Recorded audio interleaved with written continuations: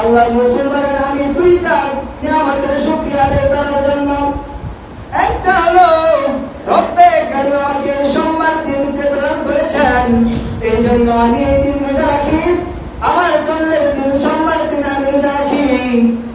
আর আরেকটা কারণে আমি সোমবারে রোজা রাখি, সেটা হলো মুহতারাম হাজিরিন, আল্লাহর রাসূল সাল্লাল্লাহু আলাইহি ওয়াসাল্লামকে রব্বে কারীম যে দিন সর্বপ্রথম ওহী প্রেরণ করেছেন ওই দিনটাও ছিল সোমবার, এই জন্য আমি শুকরিয়া তার এই সোমবার দিন আমি রোজা রাখি। إنا نحن نزلنا الذكر وإنا له لحافظون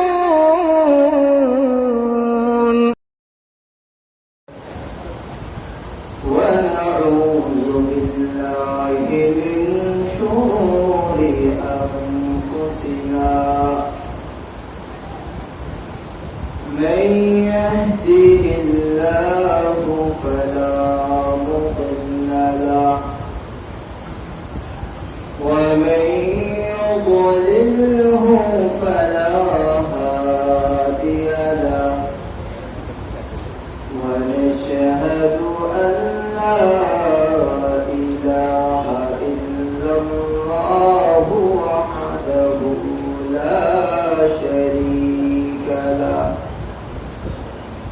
ونشهد أن سيدنا وسندنا وحبيبنا وطبيبنا ومولانا محمد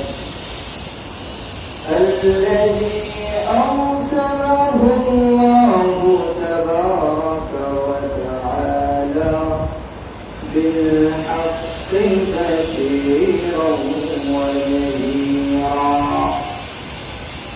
وداعيا إلى الله بإذنه وسراجا منيرا أما بعد فقد قال الله تبارك وتعالى في كلامه المجيد والفرقان الحميد فأعوذ بالله من الشيطان الرجيم بسم الله الرحمن الرحيم إن كنتم تحبون الله فاتبعوني يحببكم الله ويغفر لكم ذنوبكم والله غفور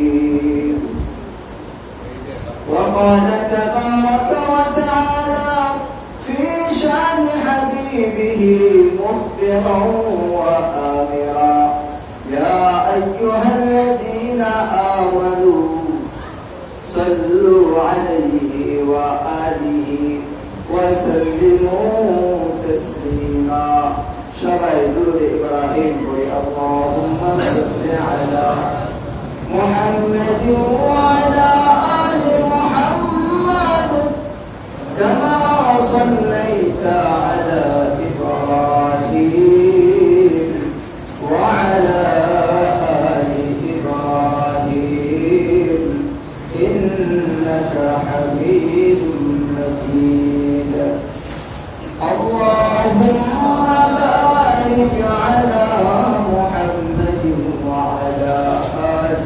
محمد كما باركت على إبراهيم وعلى آل إبراهيم إنك حميد مجيد سبحانك لا علم لنا إلا ما علمتنا إنك أنت العليم الحكيم الحمد لله মহান রব্বুল আলামিনের দরবারে লাখো কোটি শুকরিয়া যে মহান রব্বুল আলামিন আমাদেরকে তার অশেষ দয়া ও মেহেরবানিতে এই পবিত্র মাস, বরকতময় মাসে আল্লাহ রাব্বুল আলামিন আমাদেরকে তার এই পবিত্র জায়গা, সবচেয়ে উত্তম জায়গা মসজিদে আসার এবং কিছু কথা বলার এবং শোনার তৌফিক দান করেছেন। এই জন্য অন্তর থেকে শুকরিয়া আদায় করি, আলহামদুলিল্লাহ। মুহতারাম হাজিরিন,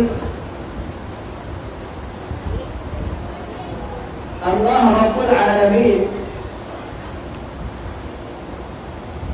পুরা বছরকে মাস দ্বারা সাজিয়েছে, অর্থাৎ 12টা মাসে একটা বছর হয়। সেটা চাই ইংরেজি হিসেবেই করি না কেন, বাংলা হিসেবেই করি না কেন, আরবি হিসেবেই করি না কেন, যেভাবে হিসাব করি মাস 12টাই হবে। ইংরেজি মাস গণনা করলেও বছরে 12 মাসই হবে, আর বাংলা বছর হিসাব করলেও, বাংলাতে হিসাব করলেও 12 মাসে এক বছর হয়। তেমনি ভাবে যদি আরবি মাস গণনা করি তাহলেও 12 মাসেই এক বছর হয়। তো আমাদের মুসলমানদের, বর্তমান জামানার মুসলমানদের ইংরেজি মাসগুলা প্রত্যেকটা মাসের খবর আমাদের কাছে আছে। বাঙালি হিসেবে বাংলা মাসের খবরও অনেকে লিখে থাকি, কিন্তু মুসলমান হিসেবে যে দায়িত্ব ছিল আরবি মাস 12 মাসের খবর রাখা, এটা আমাদের হয় না। তবে উল্লেখযোগ্য কিছু মাস আছে যে মাসগুলা আমরা মনে রাখি, যেরকম ভাবে রমজান মাস, রোজার মাস, এটা আমাদের মনে থাকে। এরপর কোরবানির সময় জিলহজ মাস এবং জিলহজের যে 10 তারিখে কোরবানির দিন, এটাও আমাদের মনে থাকে। কারণ এখানে তো এটা তো মনে না থাকার কোনো বিষয় না, কারণ ওইখানে তো বড় বড় গরু জবাই করবো, পেট ভরে গোশত খেতে হবে, ওই জন্য ওই দিনটাকে তো আর ভোলা যায় না। তো মুসলমান আরেকটা মাস মুসলমান মনে রাখে, এবং ওই মাসটার নাম হলো, যে মাস চলতেছে রবিউল আউয়াল মাস। এই রবিউল আউয়াল মাসকে অনেক মুসলমান মনে রাখে। তো এটা মনে রাখতে গিয়ে অনেক সময় আবার অতিরঞ্জন করে ফেলে। মুহতারাম হাজিরিন, এটা আমাদের এই অত্র এলাকায় হয়তো কম, কিন্তু কোরআন নাকাতে বা দেশের বিভিন্ন জায়গাতে দেখা যায় এই মাসকে স্মরণ রাখতে গিয়ে তারা এই মাসের যে 12 রবিউল আউয়াল আছে, এই 12 রবিউল আউয়ালকে তারা এই জন্য মনে রাখে, এই মাসকে এই জন্য মনে রাখে যে 12 রবিউল আউয়াল নামক একটি দিন আছে। 12 রবিউল আউয়ালকে তারা 3য় নম্বর একটা ঈদ সাব্যস্ত করে ফেলেছে। মুহতারাম হাজিরিন, শরীয়তে ইসলামের ভিতরে মাত্র 2টা ঈদ শরীয়ত সাব্যস্ত করেছে। একটি হলো ঈদুল ফিতর, আরেকটি হলো ঈদুল আযহা। এছাড়া শরীয়তে ইসলামের ভিতরে আর কোনো ঈদ নেই। কিন্তু আজকে আমাদের মধ্য থেকে কিছু মুসলমান এই 12 রবিউল আউয়ালকে তারা ঈদের দিন বানিয়ে নিয়েছে। তাদের যুক্তি যে এই দিন আল্লাহর রাসূল সাল্লাল্লাহু আলাইহি ওয়াসাল্লাম এই দুনিয়াতে আগমন করেছেন, সুতরাং ঈদ হলো খুশির দিন। আর আল্লাহর রাসূল যেহেতু এই দিনে জন্মগ্রহণ করেছেন, দুনিয়াতে এসেছেন, সুতরাং এর থেকে আর খুশির দিন হতে পারে না। মুহতারাম হাজিরিন, আমি তাদেরকে বলবো, অবশ্যই যেই নবী এই দিনে এসেছেন সেই দিন আনন্দের দিন, কিন্তু আমাদের দেখতে হবে এই দিনকে সাহাবায়ে কেরাম রিদওয়ানুল্লাহি আলাইহিম আজমাইন এবং আল্লাহর রাসূল সাল্লাল্লাহু সাল্লাল্লাহু আলাইহি ওয়াসাল্লাম স্বয়ং আল্লাহর রাসূল সাল্লাল্লাহু আলাইহি ওয়াসাল্লাম কিভাবে পালন করেছেন, তারা কি এটা ঈদ হিসেবে সাব্যস্ত করেছেন নাকি অন্য কোনো ভাবে পালন করেছেন? মুহতারাম হাজিরিন, এইজন্য এই দিন তো খুশির দিন অবশ্যই, যেহেতু সাইয়্যিদুল কাউনাইন, দুজাহানের বাদশা, সরদারে কাউনাইন এই দুনিয়ার ভিতরে আসছেন, এটা তো খুশির বিষয়। এই নবীর মর্যাদা তো, উনি তো এমন নবী, তার মর্যাদা তো এমন যে আল্লাহ রাব্বুল আলামিন ওনাকে নবুয়ত ওই সময় থেকে ওনার জন্য নবুয়ত নির্ধারণ করেছেন যখন আদম আলাইহিস সালামকে আল্লাহ তাআলা সৃষ্টি করেন নাই। ওখান থেকে নবী وآدم بين الماء والطين, নবী আদম আলাইহিস সালাম যখন মাটি এবং পানির ভিতরে মিশ্রিত অবস্থায় আছেন, তখন থেকে আল্লাহ রাসূল সাল্লাল্লাহু আলাইহি ওয়াসাল্লাম হলেন নবী। বলেন সুবহানাল্লাহ। শুধু তাই নয়, বাবা আদম আলাইহিস সালাম থেকে শুরু করে দিয়ে হযরত ঈসা আলাইহিস সালাম পর্যন্ত আল্লাহ রাব্বুল আলামিন যতগুলি নবী এবং রাসূলদেরকে দুনিয়া প্রেরণ করেছেন, সমস্ত নবী আল্লাহ রাসূল সাল্লাল্লাহু আলাইহি ওয়াসাল্লামের আগমনের সুসংবাদ তার জাতিকে দান করেছেন। বলেন সুবহানাল্লাহ। শুধু তাই নয়, রব্বে কারীম কোরআনে মাজিদ, তাওরাত, ইনজিল, জবুর, এছাড়াও আরো যত সহিফা আছে, এই সমস্ত পূর্ববর্তী কিতাব এবং সহিফাগুলোর ভিতরে রব্বে কারীম আল্লাহর রাসূল সাল্লাল্লাহু আলাইহি ওয়াসাল্লামের আগমনের ভবিষ্যৎবাণী বলে দিয়েছেন। মুহতারাম হাজিরিন, এমন নবী হলেন আমাদের নবী। শুধু তাই নয়, আল্লাহর রাসূল বলেন, ও আমার উম্মতেরা, আমি হলাম আমাদের জাতির পিতা ইব্রাহিম আলাইহিস সালামের দোয়ার ফসল। জাতির পিতাকে হযরত ইব্রাহিম আলাইহিস সালাম, এটাকে বলেছেন রব্বে কারীম বলেছেন মিল্লাতা আবিকুম ইব্রাহিম হুয়া সাম্মাকুমুল মুসলিমিন। মুসলমান জাতির পিতা ইব্রাহিম আলাইহিস সালাম, আল্লাহর রাসূল বলেন, ও আমার উম্মতেরা, আমি জাতির পিতা ইব্রাহিম আলাইহিস সালামের দোয়ার ফসল। কারণ আমাদের জাতির পিতা দোয়া করেছিলেন, রব্বানা ওয়া বা'আস ফীহিম রাসূলাম মিনহুম ইয়াতলু আলাইহিম আয়াতিক ওয়া ইউআল্লিমুহুমুল কিতাব ওয়াল হিকমা ওয়া ইউযাক্কিহিম।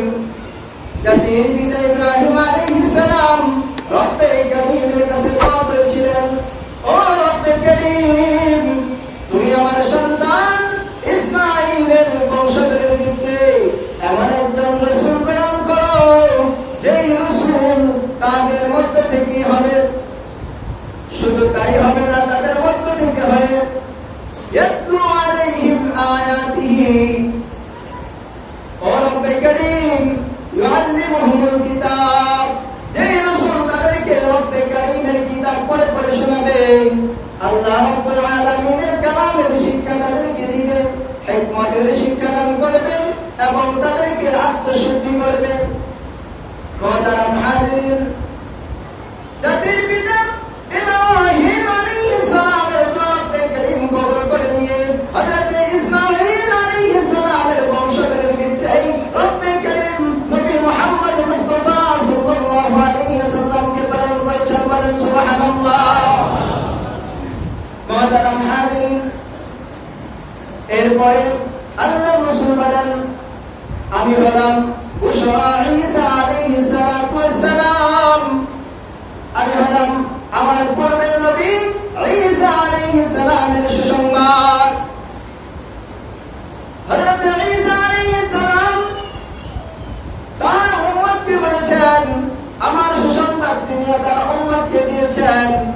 যেটা রব্বে কারীম কালামে পাকের ভিতরে বলে দিয়েছেন ওয়াসাদ্দিকাম বিরাসূলিন ইয়াতি মিন বাদি ইসমুহু আহমদ আমার পরে একজন রাসূল আসবে যে রাসূলের নাম হবে আহমদ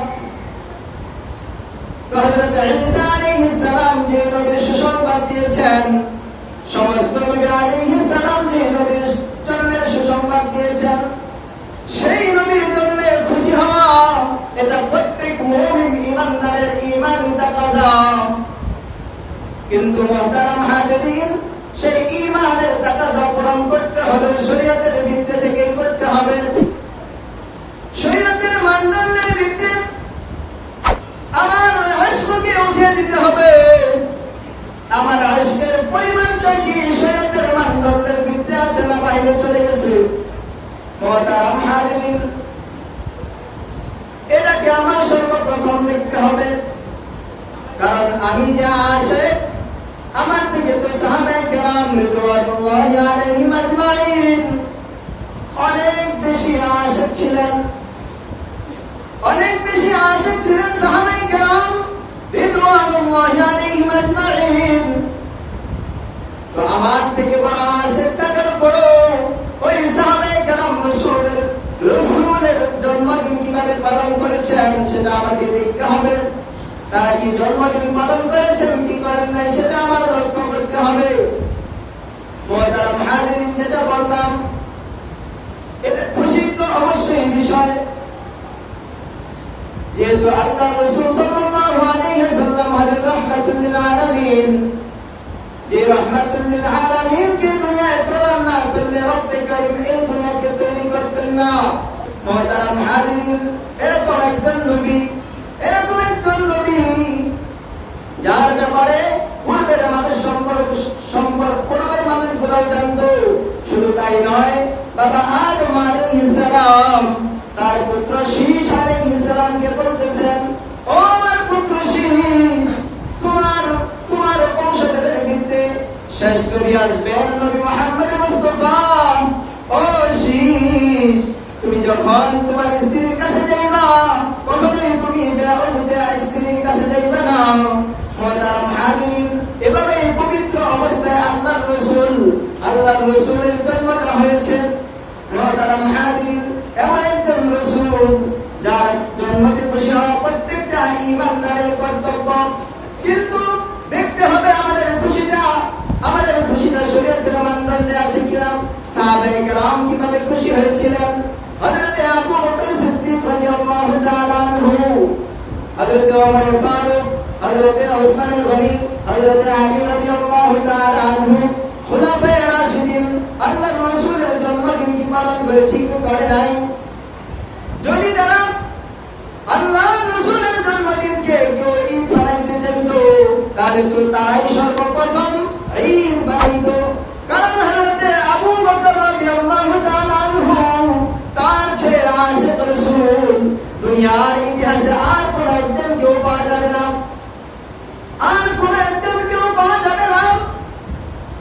শুধু তাই নয় হযরত ওমর ফারুক রাদিয়াল্লাহু তাআলা আনহু যার ব্যাপারে আছে আশাদুহুম ফি আমরিল্লাহি উমর আল্লাহর বিধানের ক্ষেত্রে কঠিন হলো হযরত ওমর ফারুক যদি আল্লাহর রাসূলের জীবনীকে আল্লাহর রাসূলের জন্মদিনকে ঈদ বানাইতে হতো এটা যদি ইবাদত হিসেবে থাকতো তাহলে ওমর ফারুক রাদিয়াল্লাহু তাআলা আনহু এটাকে অবশ্যই ঈদ হিসেবে গ্রহণ করতেন কি করতেন না অবশ্যই গ্রহণ করতেন মুহতারাম হাজিরিন এই জন্য সাহাবায়ে কেরাম রিদওয়ানুল্লাহি আলাইহিম আজমাইন এটাকে ঈদ হিসেবে গ্রহণ করেন নাই এটাকে তো ঈদ হিসেবে গ্রহণ করেন নাই অথচ তারা কেমন আশিক ছিলেন কেমন নবীর পেয়ারা মুখ ছিলেন আল্লাহর রাসূল তাদের কাছে কেমন মাহবুব ছিল হযরত আবু বকর সিদ্দিক রাদিয়াল্লাহু তাআলা আনহু তাকে যখন আল্লাহর রাসূল সাল্লাল্লাহু আলাইহি ওয়াসাল্লাম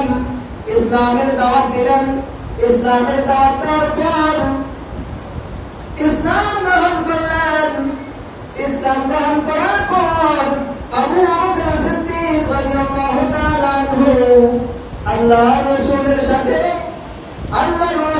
সাথে মানুষদের তারিখে দ্বীনের দাওয়াত দেওয়ার জন্য বাহির হইলেন। এমন অবস্থায় কিছু দুষ্ট কাফের বেঈমানরা আবু বকর সিদ্দিক রাদিয়াল্লাহু তাআলা আনহুর উপর হামলা করে বসলো, রক্তাক্ত করে ফেলল। আবু বকর সিদ্দিক রাদিয়াল্লাহু তাআলা আনহু রক্তাক্ত হয়ে মাটির ভিতরে যখন পড়ে রইলেন, এমন অবস্থায় আরো একজন যুবক আসলো, বেঈমান কাফের। ওই বেঈমান কাফের এসে তার পায়ের ভারী জুতাগুলা দিয়ে সিদ্দিক আকবর রাদিয়াল্লাহু তাআলা আনহুর চেহারার ভিতরে মারা শুরু করলো। এমন মারা শুরু করলো যে সিদ্দিক আকবরের চেহারা পর্যন্ত ফেটে গেল। মুহতারাম হাজিরিন, তার চেহারা দেখে সিদ্দিক আকবরকে চেনা যাইত না, এমন ভাবে তৃপ্তি দিল ওই মক্কার কাফের যুবক। মুহতারাম হাজিরিন, এমন করে ফেলল যে সিদ্দিক আকবর আর রাস্তা থেকে উঠতে পারে না। অবশেষে কিছু লোক এসে সিদ্দিক আকবরকে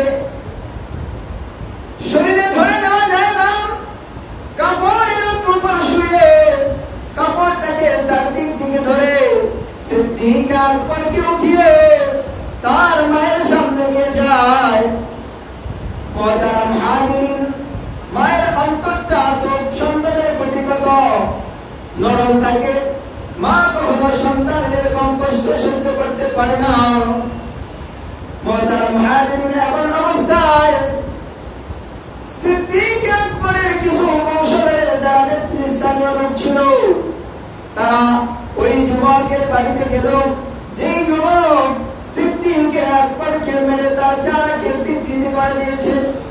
ওই যুবককে গিয়ে বলল, ও যুবক, তুমি আবু বকরকে মেরে তার চারাকে বিবর্তন করে দিয়েছো, পরিবর্তন করে দিয়েছো। ও যুবক, জেনে রাখো, যদি আবু বকরের কিছু হয়, যদি আবু বকর দুনিয়া থেকে চলে যায়, তাহলে আমরাও তার সহপুত্ররা তোমাকে খতম করে দিব। মুহতারাম হাজিরিন, এটা বলে সবাই আবার সিদ্দিক আকবরের কাছে চলে আসে। সিদ্দিক আকবর রাদিয়াল্লাহু তাআলা আনহু জ্ঞান হারিয়ে ফেলেছেন, কোনো কথা বলতে পারেন না। অনেক সময় যাওয়ার পর তার যখন জ্ঞান ফিরে আসলো, সবার ভিতরে একটা আনন্দের একটা ঝড় বয়ে গেল। আবু বকরের এখন জ্ঞান ফিরে এসেছে, আবু বকর এখন কথা বলতে পারবে। মুহতারাম হাজিরিন, সবাই আনন্দের সাথে যখন এগিয়ে আসছে, সিদ্দিক আকবর রাদিয়াল্লাহু তাআলা আনহু যখন জ্ঞান ফিরে আসলো, সর্বপ্রথম জিজ্ঞাসা করেছিলেন, ও আমার গোত্রের মানুষেরা, বলো বলো বলো, আমার নবী সাইয়্যিদুল কাউনাইন নবী মুহাম্মদ মুস্তাফা সাল্লাল্লাহু আলাইহি ওয়াসাল্লামের কি অবস্থা? তারা আমি সিদ্দিক আকবর, আমি আবু বকরকে তারা এভাবে মেরেছে, নিশ্চয়ই তারা সাইয়্যিদুল কাউনাইনকে এভাবে মেরেছে। মুহতারাম হাজিরিন, যখন ওই সমস্ত মানুষগুলা সিদ্দিক আকবরের মুখ থেকে এই কথাগুলি শুনতেছিল আর তারা বলাবলি করতেছিল, দেখি ছেলেটা পাগল হয়ে গিয়েছে। মায়ের খাওয়ার কারণে ছেলেটার হয়তো ব্রেন বিকৃতি হয়ে গিয়েছে। সে নিজের খবর না জানতে চেয়ে, নিজের মার খবর না জানতে চেয়ে, সে আগে তার নবী, তার ধর্মের নেতা মুহাম্মদের কথা জানতে চায়। মুহতারাম হাজিরিন, সবাই তাকে ধিক্কার দেওয়া শুরু করলো। এমন অবস্থায় শরীরটা দুর্বল হয়ে গিয়েছে, রক্ত বেশি পড়ে যাওয়ার কারণে, রক্ত ক্ষরণ হওয়ার কারণে শরীরটা নিস্তেজ। এই অবস্থায় সিদ্দিক আকবরের মা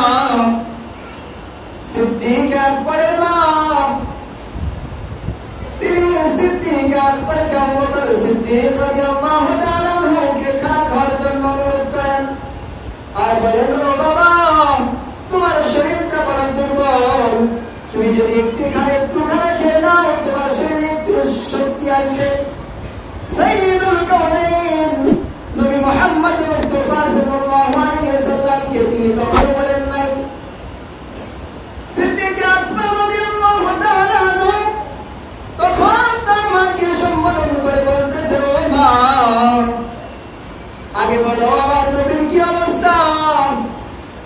আমার নবীর অবস্থা যে পর্যন্ত আমি না জানতে পারবো, আমি কসম করে বলতেছি ততক্ষণ পর্যন্ত একটা লোকমাও আমি আবু বকর আমার পেটের ভিতরে ঢুকাইব না।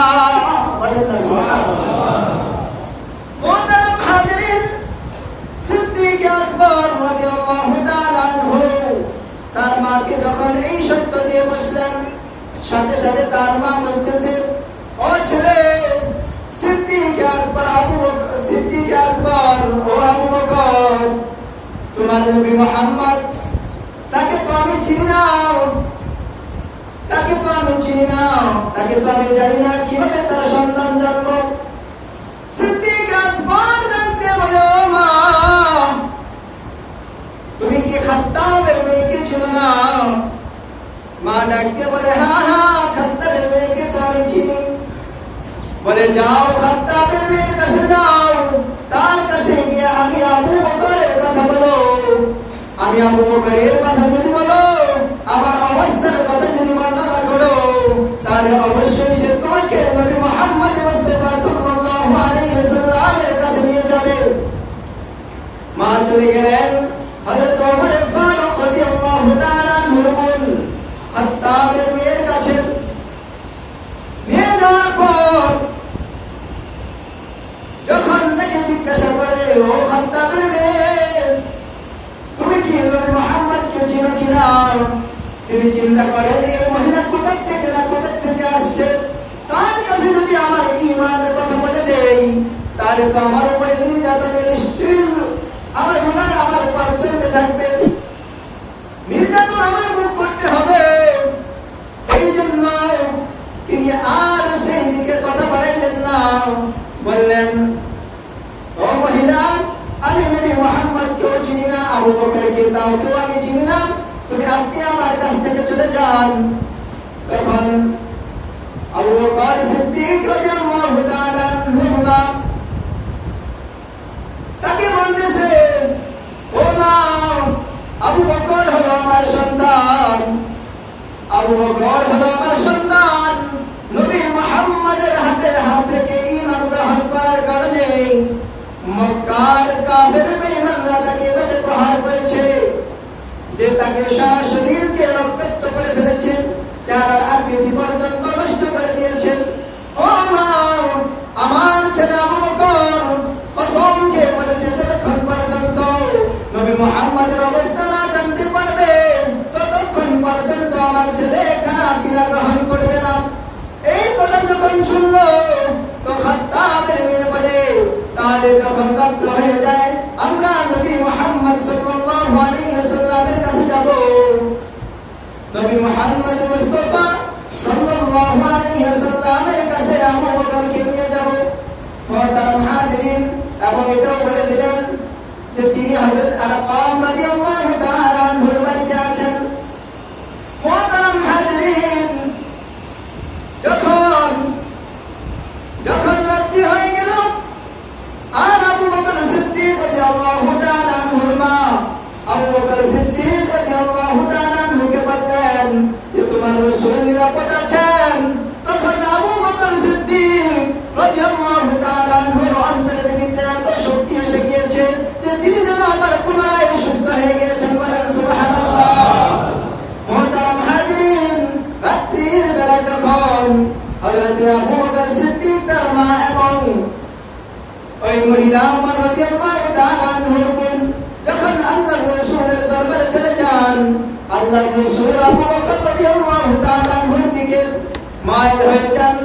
এই দেখে সমস্ত সাহাবায়ে কেরাম আবু বকর সিদ্দিক রাদিয়াল্লাহু তাআলা আনহুকে দেখতে শুরু করেন।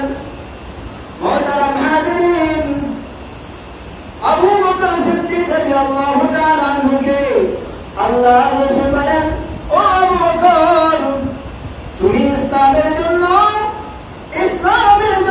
তুমি কষ্ট বরদাস্ত করেছ, এর প্রতিদান রব্বে কারীম তোমাকে দান করবেন। বলেন সুবহানাল্লাহ। মুহতারাম হাজিরিন, বিস্তারিত ঘটনা আমি বলতেছিলাম শুধুমাত্র এই পর্যন্ত, এই জন্যই বললাম যে আশিক রাসূল যদি কেউ দাবি করেন তো আবু বকর সিদ্দিকের মতো আশিক রাসূল আর দুনিয়ায় খুঁজে পাওয়া যাবে না। মুহতারাম হাজিরিন, আজকে যারা এই 12 রবিউল আউয়াল ঈদ তারা নির্ধারণ করে নিয়েছেন, আমি বলবো তাদেরকে, ও আমার মুসলমান ভাইরা, তোমরা যারা 12 রবিউল আউয়ালকে ঈদের দিন বানিয়ে নিয়েছো, তোমরা কি আবু বকর সিদ্দিক রাদিয়াল্লাহু তাআলা আনহু থেকে বড় আশিক রাসূল হয়ে গিয়েছো? আবু বকর সিদ্দিক তো আল্লাহর রাসূলের জন্মদিন ঈদ হিসেবে পালন করেন নাই। মুহতারাম হাজিরিন, এখন প্রশ্ন আসে, তাহলে আমরা কিভাবে পালন করব? মুহতারাম হাজিরিন, এটাও আল্লাহর রাসূল দেখিয়ে দিয়েছেন। মুসলিম শরীফের হাদিসের ভিতরে আছে, আল্লাহর রাসূল সাল্লাল্লাহু আলাইহি ওয়াসাল্লাম প্রত্যেক সোমবার দিন রোজা রাখতেন। সাহাবায়ে কেরাম রিদওয়ানুল্লাহি আলাইহিম আজমাইন জিজ্ঞাসা করলেন, ইয়া রাসূলুল্লাহ, আপনি কি জন্য সোমবার দিন রোজা রাখেন? আল্লাহর রাসূল বলেন, আমি দুইটা নিয়ামতের শুকরিয়া আদায় করার জন্য। একটা হলো রব্বে কারীম আমাকে সোমবার দিন প্রেরণ করেছেন, এই জন্য আমি এই দিন রোজা রাখি। আমার জন্মের দিন সোমবার দিন আমি রোজা রাখি। আর আরেকটা কারণে আমি সোমবারে রোজা রাখি, সেটা হলো মুহতারাম হাজিরিন, আল্লাহর রাসূল সাল্লাল্লাহু আলাইহি ওয়াসাল্লামকে রব্বে কারীম যে দিন সর্বপ্রথম ওহী প্রেরণ করেছেন, ওই দিনটাও ছিল সোমবার। এই জন্য আমি শুকরিয়া আদায় এই সোমবার দিন আমি রোজা রাখি। এই জন্য মুহতারাম হাজিরিন, আল্লাহর রাসূল দেখিয়ে দিয়েছেন যে তার জন্মদিন কিভাবে পালন করতে হয়। সোমবার দিন আল্লাহর রাসূল কি করেছেন? রোজা রেখেছেন, রোজা রেখে তার জন্মদিন পালন করেছেন। আর আজকে আমরা রোজা যারা আল্লাহর রাসূলের জন্মদিন পালন করে, তারা তো শুধুমাত্র বছরে একদিনের জন্য তারা আশিক রাসূল হয়, তাও আবার রোজা বাদ দিয়ে তারা ঈদ পালন করে। কারণ কি? এরা তো স্বার্থপর। রোজা রাখতে একটু কষ্ট হবে, এটা করতে রাজি না। জিলাপি খাইতে মজা লাগে, জিলাপি খাইতে মজা লাগে, এই জন্য তারা এই দিনকে তারা ঈদ বানিয়ে দিয়েছে। অথচ ইসলামে দুইটি মাত্র ঈদ, ঈদুল ফিতর, ঈদুল আযহা, এছাড়া আর কোনো ঈদ নেই। এই জন্য এর থেকে আমাদের বিরত থাকতে হবে। মুহতারাম হাজিরিন, ঈদ মিলাদ হলো আল্লাহর রাসূলের জন্ম, এটা আলোচনার বিষয়টা পালন করে কেউ দেখাইতে পারবে না। কারো জন্ম কয়বার হয়? একবার হয় না, বারবার হয়। কেউ কি কারো মতো জন্ম গ্রহণ করে সে দেখাই দিতে, পালন করে দেখাই দিতে পারবে? পারবে না, কারণ তার তো জন্ম একবার হয়ে গিয়েছে। করণীয় হলো সিরাতুন নবী সাল্লাল্লাহু আলাইহি ওয়াসাল্লাম, আল্লাহর রাসূলের সিরাত, আদর্শকে আমাদের মেনে চলতে হবে। যদি আল্লাহর রাসূলের আদর্শ, আল্লাহর রাসূলের তরিকা আমাদের ভিতরে না থাকে, শুধুমাত্র মিলাদুন নবীর কারণে আল্লাহর রাসূলের জন্যে আমরা খুশি হই, কিন্তু আল্লাহর রাসূলের চরিত্র আমরা গ্রহণ না করি, তাহলে আমাদের কামিয়াবির কোনো পথ নেই। বরং ওরা যারা শুধুমাত্র সিরাতুন নবীকে ছেড়ে দিয়ে শুধু মিলাদুন নবী পালন করে, তারা হলো ওই মার্কা মুসলমান, যেরকম মুসলমান ছিল কি আবু লাহাব। আল্লাহর রাসূলের জন্ম গ্রহণ করার পর সে কি খুশি হয় নাই? শুধু খুশি হয় নাই, তার বাদী সুহাইবা যখন তাকে এই সুসংবাদ দিয়েছিল, ও আবু লাহাব, তোমার ভাইয়ের ঘরে একটা ভাতিজা এসেছে, তোমার ভাইয়ের ঘরে, তোমার মৃত ভাইয়ের ঘরে একটা সন্তান হয়েছে, পুত্র সন্তান। তো আবু লাহাব খুশি হয়ে তার বাদী সুহাইবাকে বলেছিল, ও সুহাইবা, তুই আমাকে আমার ভাতিজার সুসংবাদ, জন্মের সুসংবাদ দেওয়ার কারণে আমি তোকে আজাদ করে দিলাম, যা তোকে আমি আজাদ করে দিলাম।